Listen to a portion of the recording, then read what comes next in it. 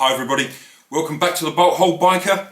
Well, today I have with me crash bars for the Ducati Multistrada. I was always planning on putting the crash bars on, but I have to say I was slightly late because I dropped the bike a few weeks ago. I didn't crash the bike, I just dropped it at a junction. I came to a stop.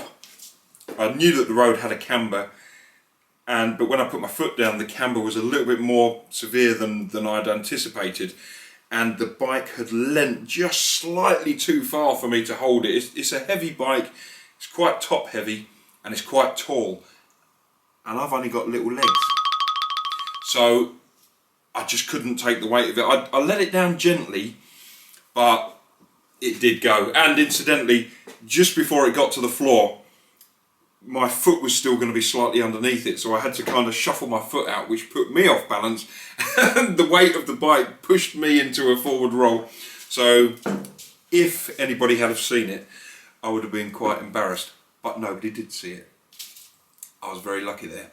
Although there was an old bloke that drove by about 30 seconds later, and the bike was still on the floor, and he was asking me if I was okay. And I said, yeah, fine, I just dropped the bike, etc. No damage, no minor bit of damage on the bike, but only a couple of little scuffs, no damage to me.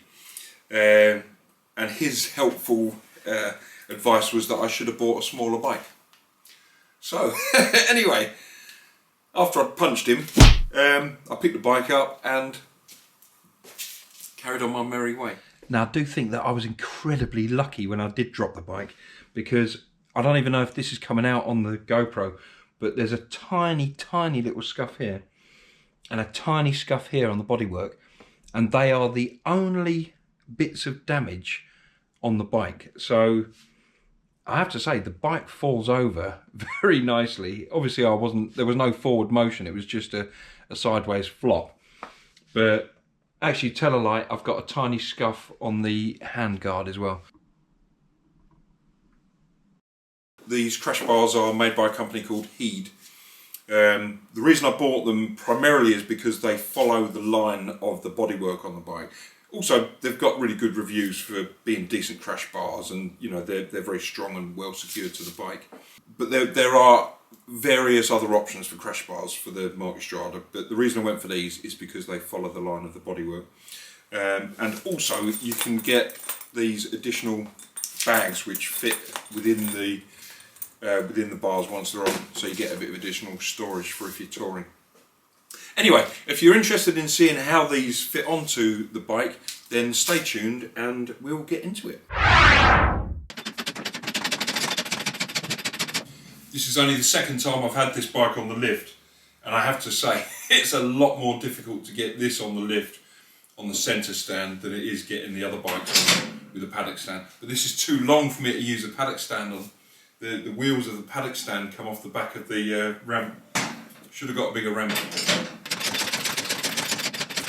One thing that I have found that really took me by surprise on this bike is that I just could not find the fixings for how to get the fairings off. But having looked on YouTube, I found out that there is a fixing, an Allen key fixing. I will show you them on the camera. Behind the bodywork, right up underneath what looks like a sort of air vent, and also right underneath the front panel, there's two Allen keys, and that then enables you to remove the bodywork. I'll show you. So there's one tucked up right behind here where I've got it's in the fixing now, and a second one right at the bottom of the panel, just here. And then the panel itself lifts up and back, and that's how to get that front fairing off. Really neat. So I'll get the one off the other side. The next thing to do is to remove the upper engine bolt from the bike, which is an 8mm Allen key, and that gets replaced with this new spindle that is supplied with the crash bars. Obviously you'll need to hold the other side with a socket, which is 15mm. I'm just going to let the weight of that hold it whilst I turn the Allen key from the other side, because I can't reach both sides of the bike at the same time with the bike being up on a ramp. So now that that nut's off, I'm going to knock the existing spindle through with the new spindle, so that there's no point when the engine doesn't have a spindle going through the fixings.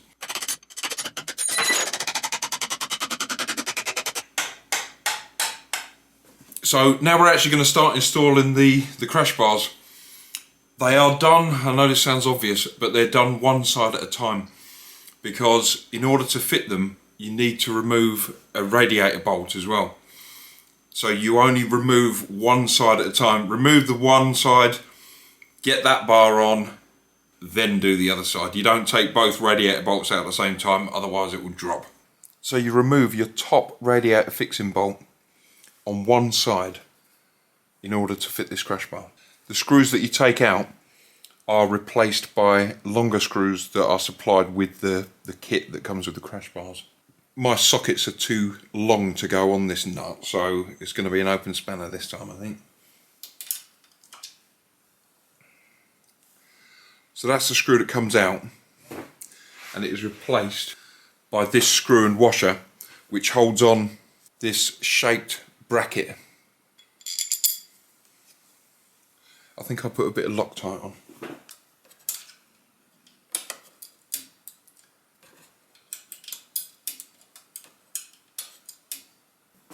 I've just discovered I can get through to the nut with an extension, so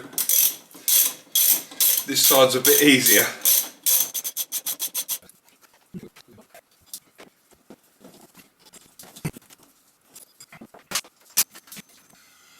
I can't get this flipping bolt in the hole. Right, deep breaths.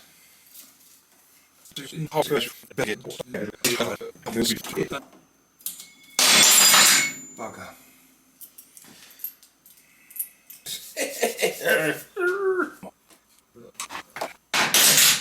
I wish my finger was about an inch longer.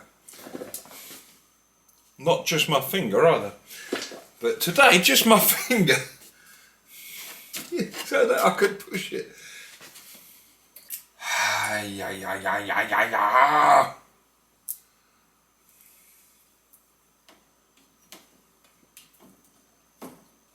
going to put my glasses on.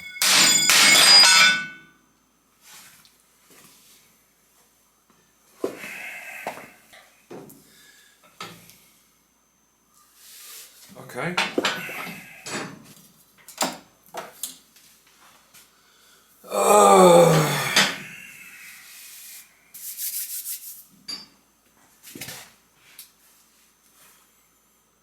I am a sea of calm. Would it help if I took this off? Maybe. I'm going to take this next section of fairing off because I just cannot get that bolt to engage with the thread. I just can't get into it. It's like performing keyhole surgery. So I'm going to take this off. It looks like it's just held on by a few Allen key bolts. So.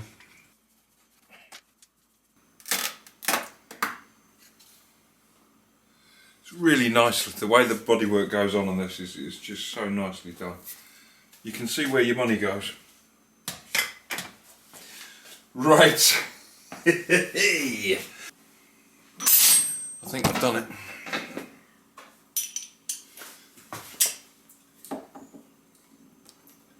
Yeah, it's definitely in the hole now. Oh, thank God for that. That should have been simple, but it bloody wasn't. Oh, isn't it nice when things work? Now I'm not going to fully tighten these brackets until I've got the crash bars located, which hopefully should be easy now. Actually, I'll put this back on again. Right. So I'm engaging that onto this new spindle, and then where we've put this new hanger down, there's a spindle that goes in between the two bars and a nut onto there. 17mm socket for the nuts on this spindle, and I'll have to find out what the torque settings are.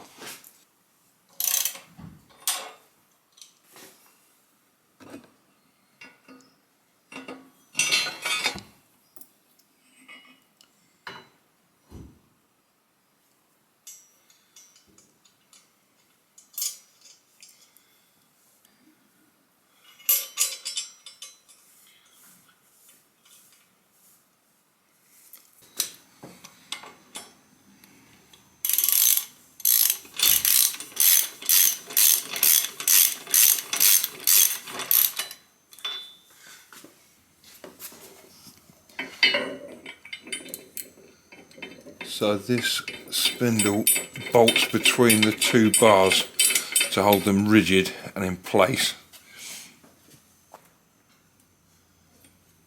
And on this side.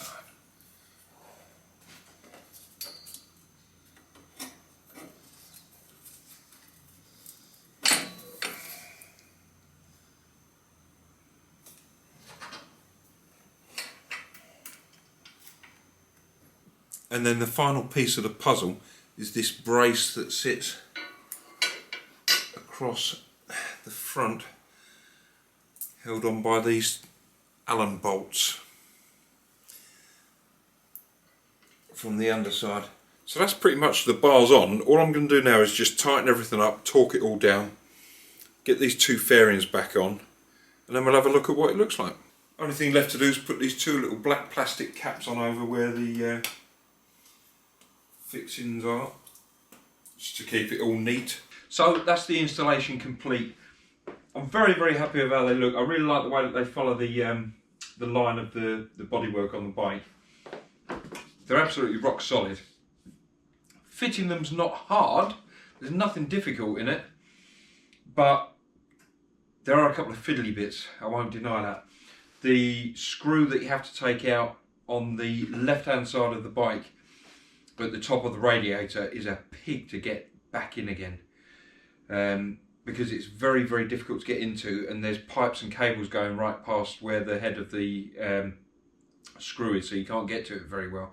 So on that note, I'd definitely recommend taking the, not just the bodywork part of the fairing, but the sort of sub part as well, the black plastic bit that it is all fitted onto, because that makes getting into it a lot easier. This is the bag that I was mentioning that you get that velcros on, made out of like a neoprene sort of material, and that just velcros on and off. Whether I'll actually use those is debatable. I never really, I pack quite light when I'd go away, so I don't really ever feel the need for more storage, but you never know, I might use them in the future. I've got one niggle with these bars, and that is when you look at the bike from the front. I'll show you. When you look at the bike from the front, this bar seems to be slightly further away from the bike than that bar. You know, the distance here and the distance here aren't the same.